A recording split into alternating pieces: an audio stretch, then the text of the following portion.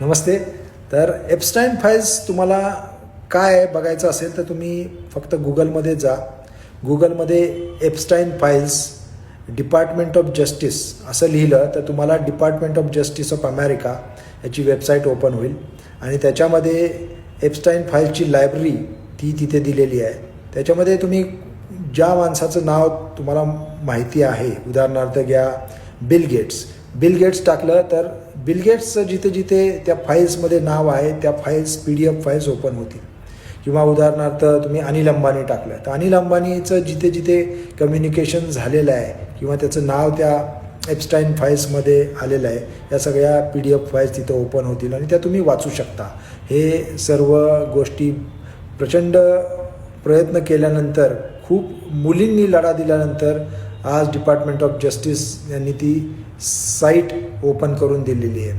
याच्यामध्ये लाखो फाईल्स आहेत आणि असं बोललं जातं की लाखो फाईल्स अजून मिसिंग आहेत किंवा त्या त्यांनी झाकून टाकलेल्या आहेत. तर ही एक जगातील सर्वात दुःखद आणि एक काळी घटना म्हणून जगाचा इतिहास या गोष्टीचा नोंद घेईल. आजपर्यंत जगाच्या इतिहासामध्ये इतक्या वाईट प्रमाणामध्ये इतक्या मोठ्या इन्फ्लुएन्शियल लोकांचं सेक्स रॅकेट किंवा सेक्स स्कॅन्डल हे बघायला मिळालेलं नाही.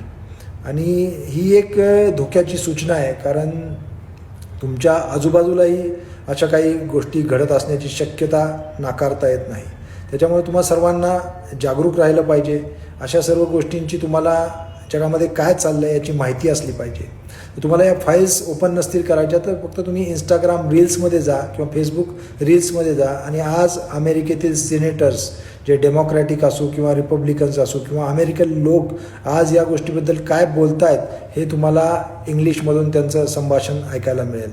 तर तुम्ही काळजी घ्या आणि आपल्या आजूबाजूला अशा काही गोष्टी होत असतील तर त्याच्याबद्दल नक्कीच लढा, कारण तुम्ही लढणार नाही तर कोण लढणार आहे. आणि याच्यामध्ये याची वाट बघू नका की ही ठिणगी किंवा ही आग तुमच्या स्वतःच्या सोसायटीपर्यंत किंवा घरापर्यंत पोचल्यानंतर तुम्ही जागं व्हाल. Injustice somewhere is injustice everywhere. जय हिंद.